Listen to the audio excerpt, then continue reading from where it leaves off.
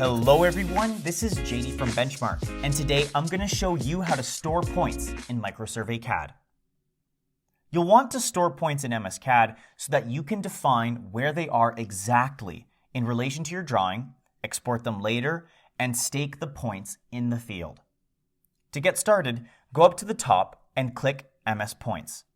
Then move to the left and click Store and Edit Points. There are a couple different things I can do on this window. This point 48 is the last point I created. I can edit it if I wish, or I can create a new point by typing 49. I could create point 49 by hand by typing the northern easting coordinates, or I can click Copy and base it off of 48 by typing 48 and hitting Enter. All I have to do now is change the coordinates a little bit, say the northern, to put 49 6 feet north of 48. To finish the point, click OK. As you can see, I have just placed 49 above 48. Let's now create the next point, point 50. This time, click Pick Points. This allows me to create a point wherever I click.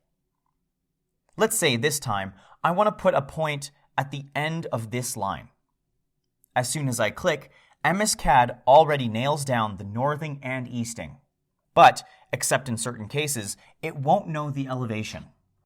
So I'm just going to enter my desired elevation and hit OK. Now I have a brand new point that I can stake out in the field. And that's about it. Please consider liking and subscribing. It really helps us out. And if you have any questions about this video or about any others on our YouTube channel, please give us a call at 1-888-286-3204 or visit our website at bench-mark.ca.